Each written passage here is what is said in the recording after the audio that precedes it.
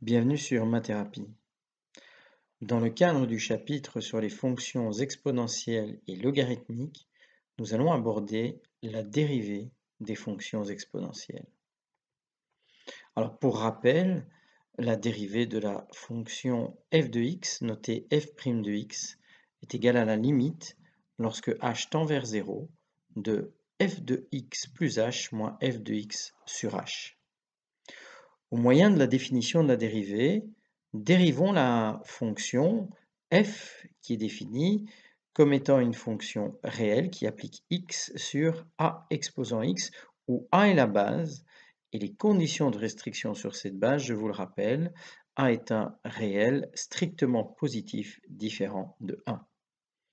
En tenant compte qu'une telle fonction est continue, on obtient que la dérivée de la fonction a exposant x, notée ax', est égale à la limite, lorsque h tend vers 0, de a exposant x plus h moins a exposant x sur h.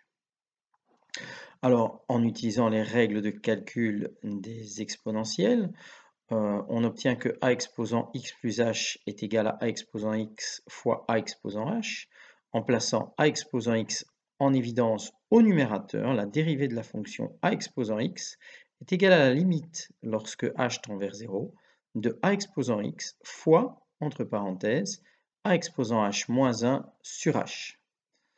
De cette manière, puisque x est indépendant de la variable h, nous pouvons mettre en évidence, devant la limite, le a exposant x. La dérivée d'une fonction a exposant x est égale à a exposant x fois la limite de h tendant vers 0 de a exposant h moins 1 sur h. Alors, posons pour l'instant que cette limite, indépendante de x, est égale à k. En supposant que cette limite existe toujours, la dérivée de la fonction a exposant x est égale à k fois la fonction a exposant x. Donc, la dérivée d'une fonction exponentielle de base a est un multiple de cette fonction exponentielle. La valeur de k sera déterminée ultérieurement au point 8. Le nombre e. Appelons e la valeur de la base a telle que la fonction exponentielle soit égale à sa dérivée. Dans ce cas, on obtient que le k, la constante k, est la limite lorsque h tend vers 0 de e exposant h moins 1 sur h est donc égal à 1. Ce qui signifie que le numérateur e exposant h moins 1 est aussi proche de h que l'on veut, à condition de prendre h suffisamment proche de 0.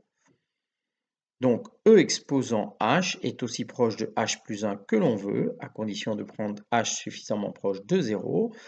Et par conséquent, e est aussi proche de h plus 1 exposant 1 sur h que l'on veut, à condition que h soit suffisamment proche de 0.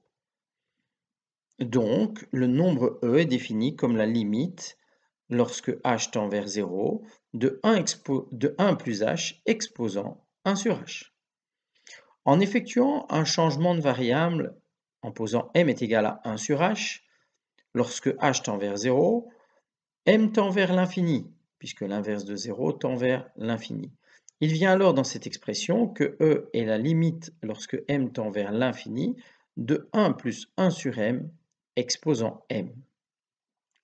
Pour expliquer plus concrètement ce nombre e, je vais reprendre notre exemple introductif d'un placement financier permettant chaque année de doubler un investissement initial de 1 euro. Je vous rappelle, dans notre cours de 5e de l'année dernière, donc dans la partie mathématiques financières, à la suite des suites géométriques, l'intérêt composé s'ajoute au capital chaque année ou à d'autres intervalles de temps fixés d'avance pour produire lui aussi des intérêts. Les intérêts se capitalisent à la fin de chaque période de placement. Si P représente le nombre de périodes de placement annuelles, on obtient donc par exemple pour une capitalisation annuelle, nous versons une seule fois les intérêts à la fin de l'année, donc P est égal à 1. En capitalisation semestrielle, les intérêts sont versés 2 fois par an, donc P égale 2. Et de la même manière, en capitalisation trimestrielle, P est égal à 4. En capitalisation mensuelle, P est égal à 12. Et on pourrait même imaginer en capitalisation quotidienne que P soit égal à 365, puisqu'il y a 365 jours dans une année. Je vous rappelle la formule qui donne le CDN, donc le capital disponible à l'instant N. Elle est égale au capital initial, donc CD0, multiplié par 1 plus T sur P, qui est le nombre de périodes de placement, le tout exposant N fois P. En reprenant donc notre exemple introductif, le capital initial CD0 est de 1 euro, et puisque l'on double l'investissement initial chaque année, le taux d'intérêt serait de 100%. Ce taux est illusoire, surtout à l'heure actuelle, puisque les banques donnent rarement maintenant plus d'1% d'intérêt, mais c'est pour bien comprendre cet exercice. Alors après N années, je pourrais choisir n est égal à 1, donc là, je vais pouvoir calculer le capital disponible après une année, et donc la formule deviendrait CD1 égale CD0, donc c'est-à-dire une fois 1 plus 1 sur P, le tout exposant P, puisque dans cette formule, n est égal à 1. Alors calculons les différentes valeurs du capital disponible après un an, CD1, pour des valeurs croissantes de période de placement annuel. Donc par exemple pour une capitalisation annuelle, donc ça c'est la formule simple, c'est-à-dire lorsque l'on verse les intérêts une seule fois à la fin de l'année, CD1 est égal à 1 plus 1 exposant 1, c'est-à-dire 2 euros. On revient bien dans l'énoncé puisque à la fin de la première année, on a doublé l'investissement initial, donc on a bien 2 euros. Mais si maintenant on réussit à négocier avec son banquier une capitalisation semestrielle, c'est-à-dire que le banquier va nous payer 2 fois par an les intérêts. À la fin des 6 premiers mois, il nous verse déjà des premiers intérêts, mais ces intérêts vont eux-mêmes générer des intérêts, et donc à la fin de la première année, nous aurons un peu plus que 2 euros sur notre compte, puisque les intérêts versés après les 6 premiers mois auront eux-mêmes généré des intérêts. On obtient donc en utilisant la formule que CD1 est égal à 1 plus 1 demi au carré, c'est-à-dire 2,25 euros. Si maintenant j'augmente le nombre de périodes de placement annuel pour passer en capitalisation trimestrielle en utilisant la formule, j'obtiens que le capital disponible après un an serait de 2,44 euros.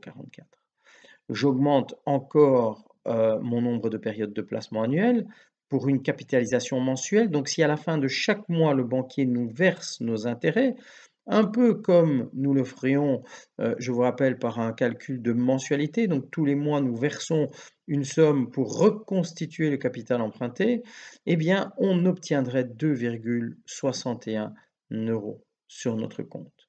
Poussons maintenant la barre encore plus loin. Imaginons une capitalisation quotidienne. Chaque jour, nous percevons un peu d'intérêt. Le lendemain, cet intérêt a généré un peu d'intérêt qui lui-même générera encore un peu d'intérêt. À la fin du 365e jour, donc à la fin de l'année, le capital ainsi généré et disponible sur notre compte serait de 2,7145 et ainsi de suite euros. Je pourrais même imaginer qu'à la fin de chaque heure, et puis on pourrait le faire pour chaque minute, pour chaque seconde, je reçoive une capitalisation. Pour une capitalisation horaire, alors 365 fois 24, on obtient 8760, 8760 heures par an. On obtiendrait un capital disponible de 2,7180 et ainsi de suite. On se rend compte que plus le nombre de capitalisations va augmenter, et plus le capital disponible après un an va s'approcher d'un nombre fixe. À la limite, lorsque P tendra vers l'infini, on a une infinité de capitalisation. À chaque micro-instant, epsilon plus, nous percevons un minuscule intérêt, mais qui est un autre epsilon plus. Et à la fin, la somme de tous ces epsilon plus vont générer un CD1 qui tendrait au fait, la limite lorsque P tend vers l'infini, de 1 plus 1 sur P exposant P, qui tendrait vers E. C'est la définition du nombre E. Et donc, imaginons qu'on soit capable de négocier des périodes de capitalisation infinie avec notre banquier, il ne nous versera jamais plus de euros pour 1 euro investi doublé chaque année. La valeur approchée de ce nombre E, et vous pouvez le tester sur votre machine, c'est 2,71, 82, 81, 828, etc. Ce nombre E est un nombre irrationnel. On ne trouvera jamais deux entiers dont le quotient vaille le nombre E. Il rejoint donc un nombre irrationnel comme par exemple racine de 2 ou comme pi. Le E est un nombre transcendant tout comme pi, c'est-à-dire qu'il s'agit d'un nombre réel qui n'est pas la solution d'une équation algébrique à coefficient entier. La dérivée de la fonction exponentielle de base E, donc si je reviens sur la définition du nombre E, puisque k est égal à 1, la dérivée de E exposant x, c'est E exposant x. Et par conséquent, la dérivée de E exposant une fonction u de x, en utilisant la formule de la dérivée de composée de deux fonctions, c'est égal à E exposant ux fois la dérivée de la fonction ux, donc ux'. Alors, comme exemple, je choisis la dérivée de la fonction e exposant sinus x. Et donc, sinus x est la fonction ux. En utilisant la composée de deux fonctions pour la dérivation, j'obtiens la dérivée de sinus de x, sinus x' fois e exposant sinus x. Et donc, c'est égal à cosinus x fois e exposant sinus x. Pour la dérivée de e exposant moins 4x carré, j'utilise les mêmes formules. Je me retrouve avec la dérivée de moins 4x carré fois e exposant moins 4x carré. Et au final, il me reste moins 8x fois e exposant moins 4x carré.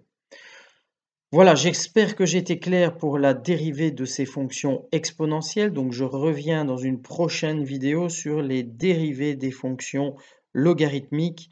Donc, j'espère que j'étais bien clair et à très bientôt sur Mathérapie. Au revoir.